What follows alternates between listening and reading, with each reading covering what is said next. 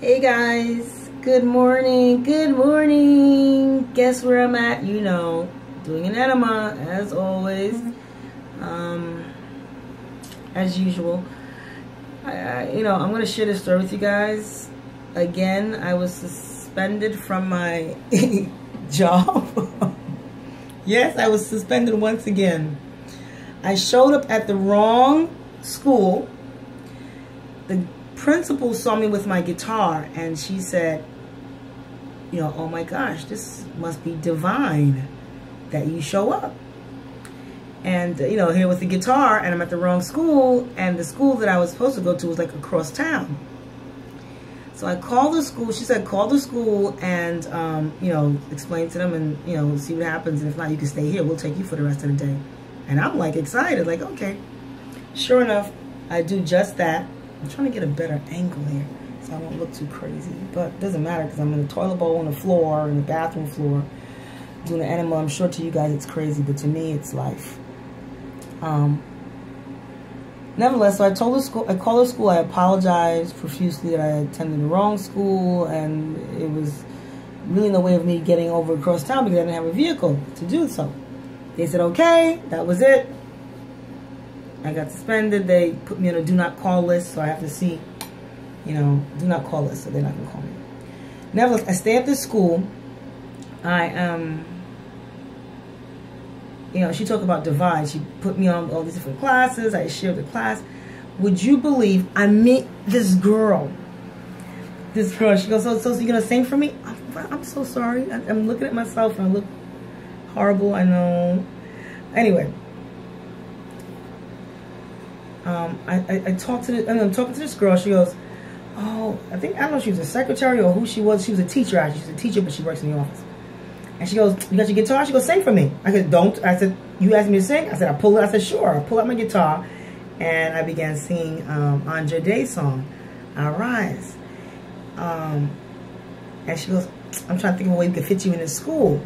And I said to her, because they, if this is a school that I had been meaning to go to. Here is the gist of this. I don't know, there's so many little angles in this particular day, which was yesterday.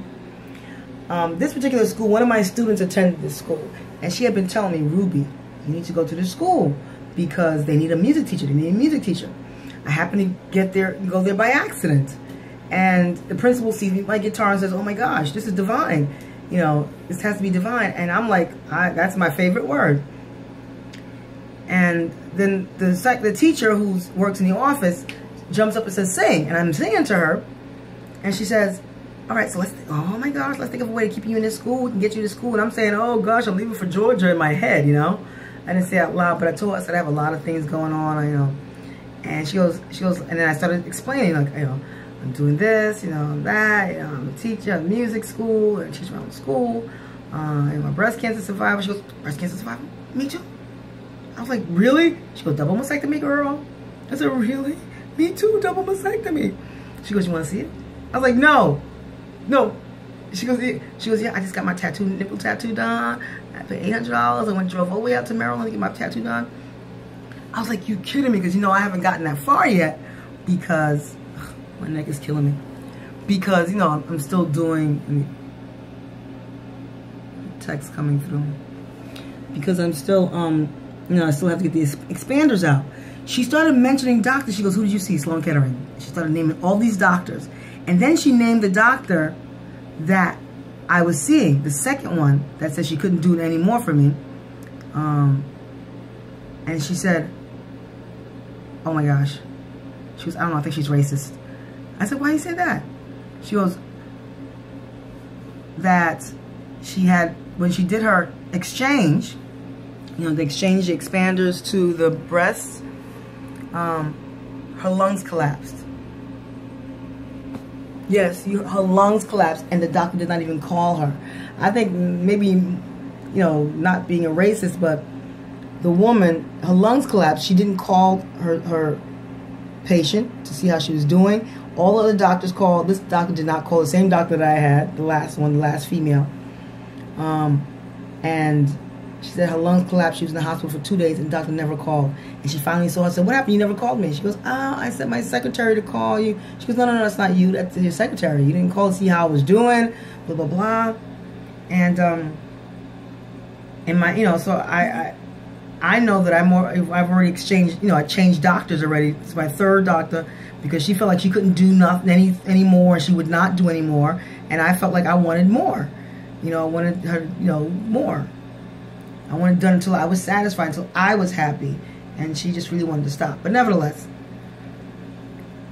this girl, we went to the back. She showed me her tattoo. She pulled out, she goes, she's showing me her breasts. I go, you the same? Her, not breasts, her expanders. She goes, girl, it ain't mine. It ain't my stuff. She goes, they put this up here. I said, I feel the same way. It's not mine. This ain't nothing. This is some flat wall. They stuck something in there and built this thing. You want to see it? So we went to the back, and we were showing each other's double mastectomy, and she was touching mine. I was touching hers, and she's finished. So it actually feels soft. Like mine, like this is really like, it feels like a tennis ball, literally. It's hard. Hers is more soft, feels a little slightly natural. She had radiation. 33-year-old girl, 33. She had radiation and chemotherapy. So the radiation built a lot of scar tissue, so it's kind of hard, and she wasn't happy with that. But it was amazing that I met this woman at this school that I came to, and she actually was going to bring her son to my music school, so she's going to bring her son for lessons. And so it was like, wow, but this is how the universe works, this is how God works, this is how it works, people. But I lost my job again. So now I got to explain, have another hearing, explain to them, but you know what, I'm out of here. I'm so flipping out of here. These people don't need me. I am too big in my mind on the things that I need to continue doing in my life. I explained to them I went to the wrong school. They put me on a do not call list. Okay. God is just showing me, Ruby, let's go. Get packing. Get your act together. I'll be in Cincinnati next week doing a couple of performances out there. I'm doing my transformational coaching conference in March. I need to, I'm doing my research. Anybody out there who has a place near Atlanta, I want to be near Atlanta because I want to also be in the music scene, the underground music scene. I'm leaving by myself. I'll be out for, I will be there by myself. I'm not taking the kids or my kid's father. They're going to be here. My ex-husband taking care of the kids, and I'm going to be free without children for a year.